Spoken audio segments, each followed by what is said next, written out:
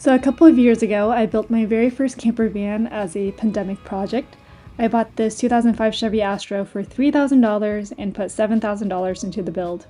It took me about a year to complete this camper van build. I started this project with zero knowledge of building out a camper van and honestly wanted to give up so many times, but I'm glad I didn't.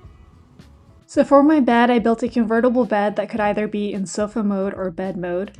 My mattress is somewhere between a twin size and a full size, as I had to cut down a full size mattress to fit with my storage.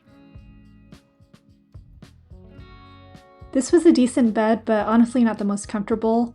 My problem with the setup was that the separate mattress pieces would sometimes drift around, creating uncomfortable spaces. I probably could have added some sort of Velcro system to keep the pieces in place, but I just never got to it. This bed setup fit 2 people, but it was a very tight fit. I was single when I had this van, so I only shared this van bed once with my friend when she visited me in Arizona. This is the power controller setup next to my bed. I got a lot of help from a friend and also my brother-in-law on setting up the electrical system. Since my van had a heightened top, I was able to fit some extra shelving and storage right below the roof, which was really handy.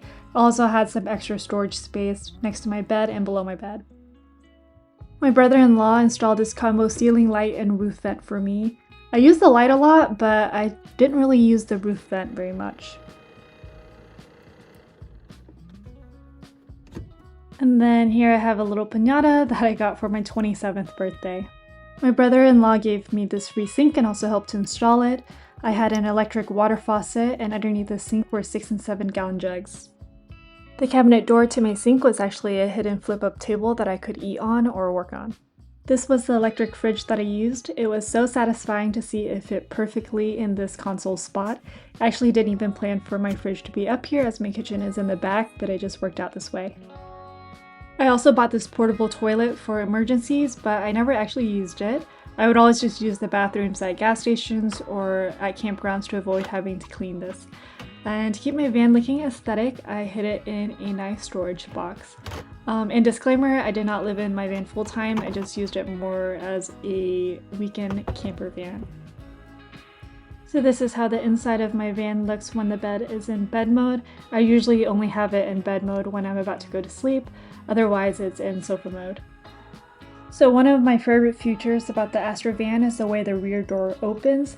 So you have the top part that opens upwards and then the 2 side Dutch doors that open to the left and to the right.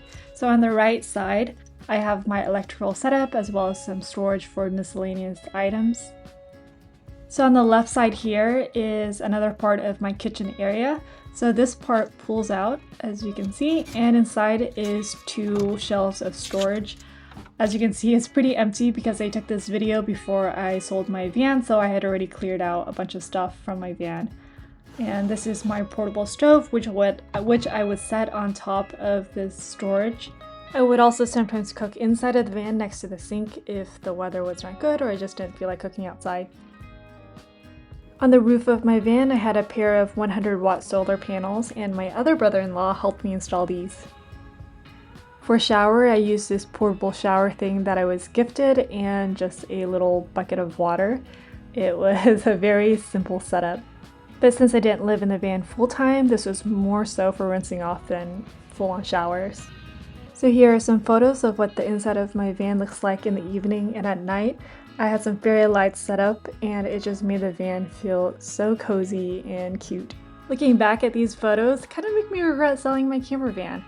But I'm planning on working on another camper van project, well, camper SUV project this time. And so yeah, stay tuned. I also have a lot of short video clips of the build and images of the build. So if any of you guys are interested in seeing more details of how this van was built, let me know.